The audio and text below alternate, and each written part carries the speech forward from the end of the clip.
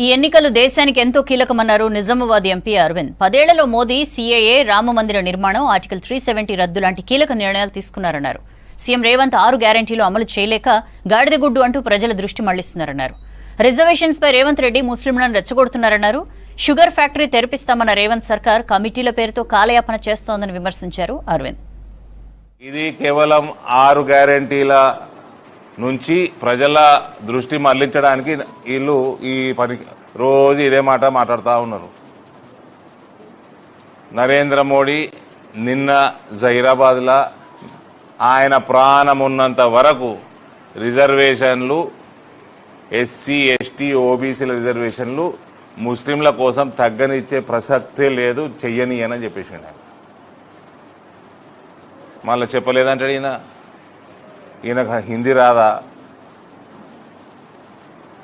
ఆడు వేయండు ఆప్కి అదాలత్లో వేయండు, my Hindi my practice అన్నాడు. ఈ హిందీ మయ్యా, ఇంగ్లీష్ మయ్యా, అది ఏ భాష?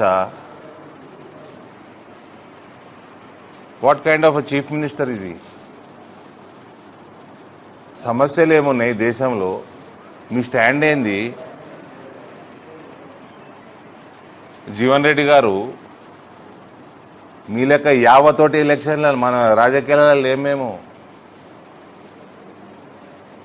We are here for Narendra Modi అని చెప్తున్నా. భారీ మెజారిటీ తోటి బీజేపీ గెలుస్తుంది ఈ సీటు. మీకు వయసుకు తగ్గట్టు మీరు స్టేట్మెంట్లు ఇవ్వండి, మీ వయసుకు తగ్గట్టు వ్యవహారం చేయండి. గుడ్లు మోసుడు ఏందండి? ఆ రేవంత్ ఏం చిన్న పోరాడు కాదు కదా, ఆయన కూడా 54 ఏళ్ళు ఉన్నాయి. రిలీజియస్ ప్రాతిపదికన ఉన్న ముస్లిం రిజర్వేషన్ తీసేస్తా అన్నాడు నరేంద్ర మోడీ. ఫస్ట్ ముస్లింలకు రిజర్వేషన్ కల్పించండి ఈడబ్ల్యూఎస్లా. You can utilize from that 10%. Muslims have to think.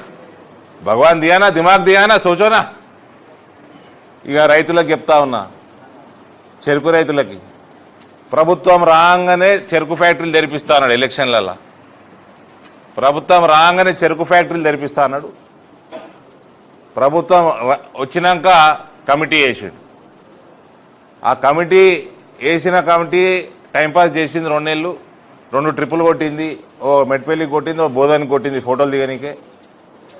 ఏమన్నది 2025 డిసెంబర్ నాటికి తెరుస్తామన్నది. తర్వాత పార్లమెంట్ ఎన్నికల ప్రక్రియ మొదలైంది. నేను కుల్లా చెప్తున్నా, మీ ఎన్సీఎల్టీలు, పుల్సీఎల్టీలు పక్కకు పెట్టుర్రి.